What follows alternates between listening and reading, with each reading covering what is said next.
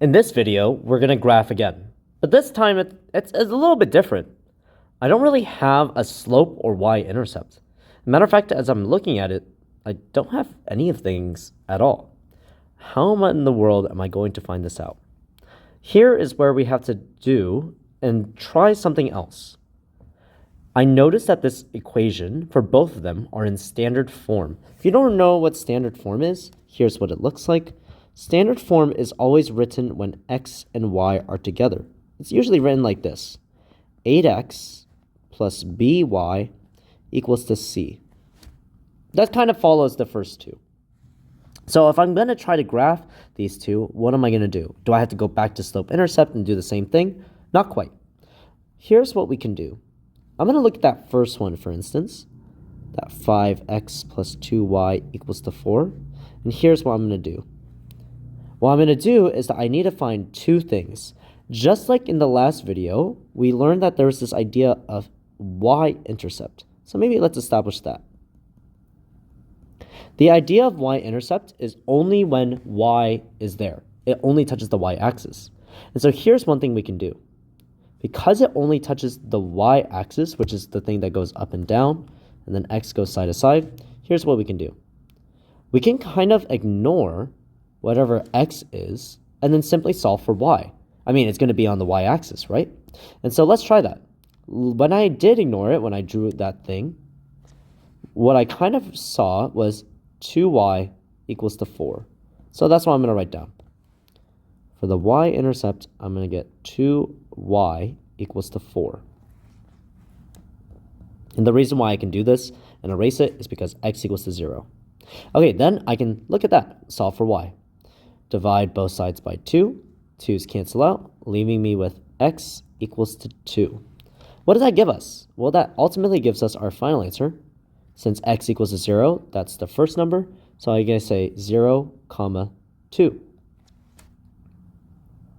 Okay, let's maybe try that with the x-intercept. I haven't talked about x-intercept, but guess what? It's the exact same idea.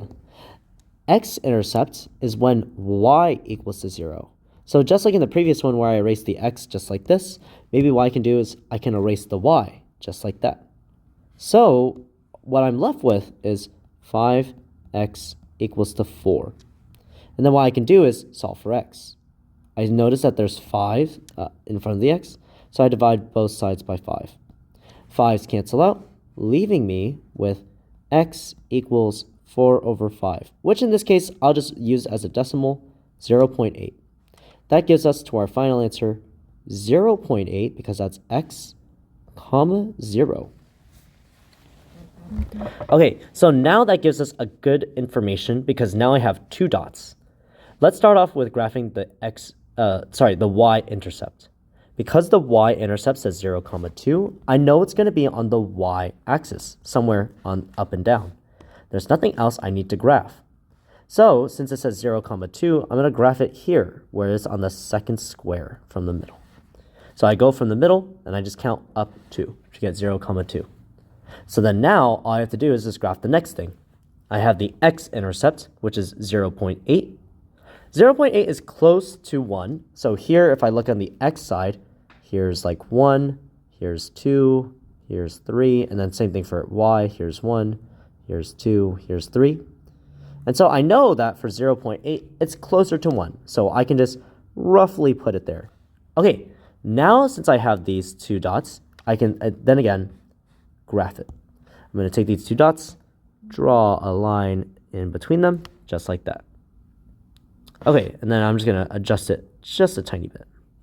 That's the first line, and I'm going to label it one more time. So the first dot right here we said was 0.8, 0, while the second one was 0, 2.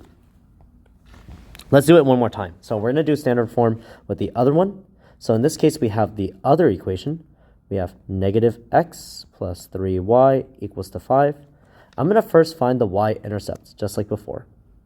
So for the y-intercept, all we need to do is cover the x. So remember, that's when x equals to 0. And then what I need to do is then remove it. So again, just like before, covering the x, what do I see left? I see 3y equals to 5. I want to get rid of the 3, so I divide both sides by 3. 3's cancel out, leaving me with x equals to 5 over 3, which is roughly 1.67. I'm going to write that as a point. So 0, comma 1.67. So now what I want to do is then solve for now the x-intercept. So here I have for the x-intercept when y equals to 0. So again, just like last time, covering the y, I need to see what I get. When I cover the y, I see that I have all that's left is negative x equals to 5. Hey, that's pretty simple. I don't need to solve for anything. I just need to move the negative to the other side. So what that really becomes is x equals to negative 5, which in turn is just the point negative 5, because that's what x comes first, comma 0. And then what I'm going to do is I'm going to plot these 2 points. Let's start off with the y-intercept. I see that says 1.67. I know that's in between 1 and 2, and it's going to be on the y-axis, so I'm going to put it roughly around here. And then next, I see I have negative 5, comma 0. So I'm going to look at the x side, and I can see here, these are all positive on the right side. So what I'm going to do is I'm going to go to the left side and graph. So I'm going to count 5. 1, 2, 3, 4, 5. So right here is my dot. And I'm going to label one more time. Negative 5, comma 0. And then lastly, 0, comma 1.67. Then you just connect the 2 dots. So when I connect the 2 dots just like this, it'll form my line. There we go, and that's all we have to do. Now, technically, if you're looking at this, you might be saying, hey, wait a minute, these lines are intersecting at this, the y-axis. What's going on with that? Technically, because of human error, I'm technically drawing this wrong. So technically, there is a point of intersection, just not at the y-axis. But that's essentially how you graph using standard form. And that's it.